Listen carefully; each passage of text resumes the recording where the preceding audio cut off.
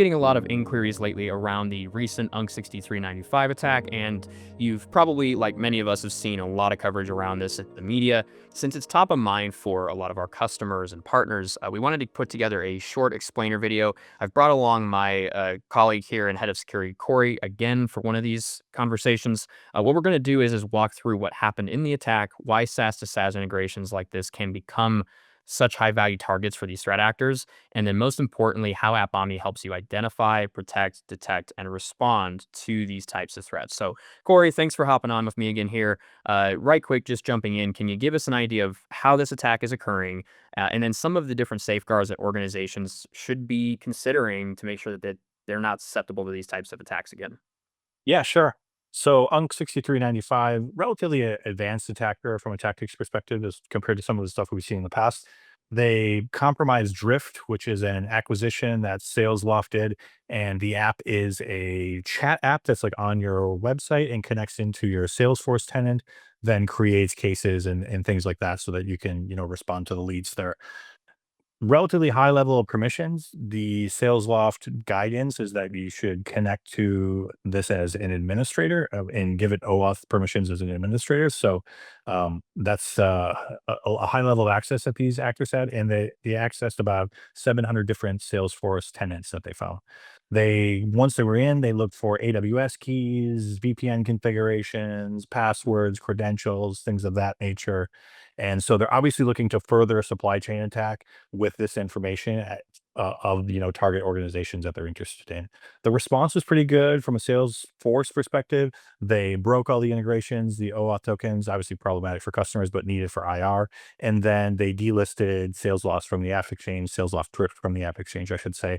And they're continuing to investigate. There was also a compromise of the sales law drift email app, and some of the Google Workspace tenants were accessed and emails were searched. I guess what makes this attack pretty interesting is just the scale, 700 tenants, and then probably the knock-on effects that we're going to see from the compromise of these keys and things like that in the different tenants that are out there.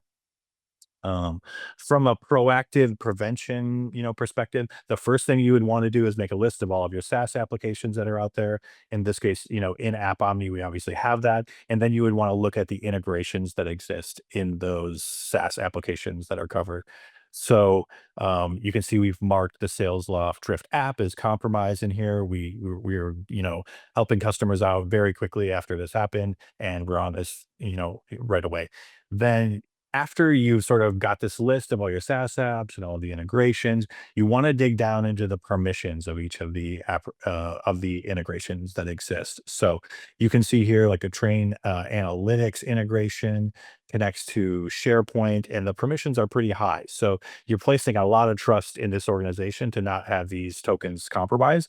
And so that's just something to consider. You want to least permission these integrations wherever possible. And AppOmni also has, insights and posture findings that are running all the time. So you can see here we've got one for Google Workspace, one for Salesforce around this breach. So this would notify customers in the normal fashion of posture and alerting that we have across the platform. Lastly, a good protective measure, if you can do it, is IP whitelisting and range restrictions. So this would be you would list of the IP addresses that the integration uses from an egress perspective in the various Salesforce or Salesforce, ServiceNow, whatever app the integration is with, and only the integration would only be allowed to connect from those egress IP addresses. So think of the attack. The attackers use an AWS server and a DigitalOcean server to connect to the Salesforce tenants. Obviously, if you had IP whitelisting restrictions in place, that connection wouldn't have been allowed to happen.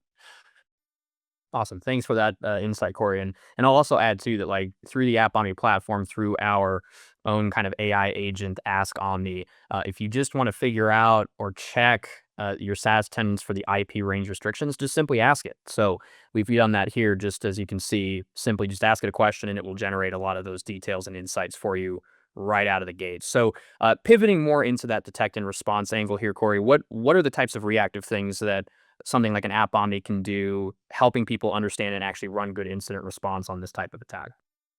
Yeah, so I mean, you obviously want to be ingesting and monitoring all the SaaS logs from the different products that you use. So AppOmni from consolidates, normalizes, correlates all of these different logs. So you can look at them in one place and you can run threat detection rules across them. So if you've ever done any work of connecting all these disparate SaaS apps to a SIM, you'll know that's a little challenging. So it's nice to have this stuff all in one place, normalized, and being able to inspect it there.